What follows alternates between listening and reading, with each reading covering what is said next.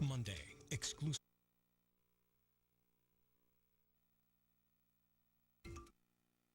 Finally tonight, our person of the week. He is the father of perhaps the most famous cartoon family in history. A family of 5 irreverent, quarrelsome, amusing, and endearing characters. The best thing for comedy, I think, is the stuff that keeps you lying in bed awake in the middle of the night. Money and death and religion and all of those big themes that bother people so much. I think those are great grist for hilarious comedy. Matt Groening loves to point out that his name rhymes with complaining, and he's tapped a vein of human angst and made it all seem funny. Slapstick and sophisticated, sometimes at the same time. You know, we try to do all sorts of crazy, wild physical gags, but the fact is, at the heart of The Simpsons is some real emotion. And Jim Brooks, when we turned this into a series, he said, the only way we're going to do this is if we can make the audience forget at points that they're watching a cartoon. And those characters are real, darn it, in a way. They are to Simpson fans, and they are to Groening, who named them after his own family. My mother, Marge, did have a beehive hairdo when I was a little kid. But, you know, that's in part, I have to say, in her defense, the angle that I was looking at her, I was looking up, so the hair looked taller. Beer here. Sure, Sonny. The creator feels nothing but love for his characters, even if they don't feel the same way about him. Matt Groening, what's he doing in a museum? He can barely draw. No! I love Homer Simpson because he's the guy who is being kicked by life, and he does not get it.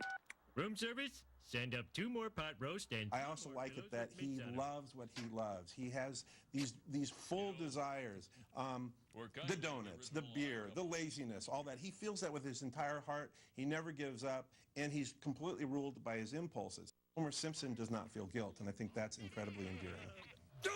The animation takes longer than you might imagine. 6 to 9 months to create a single episode. And yet, the series is known for being current.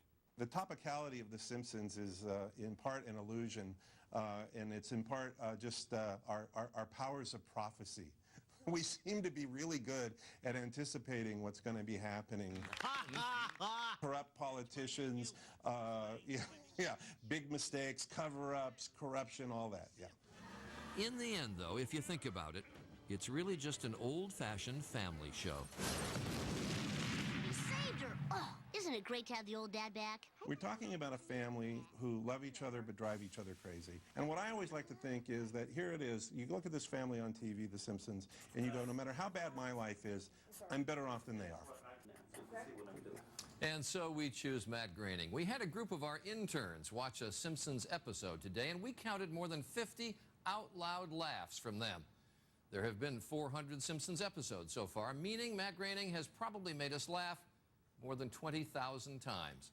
And a Simpsons movie opens around the country today. That is World News for this Friday. I'm Charlie Gibson, and I hope you've had a good week. For all of us at ABC News, have a great weekend and good night.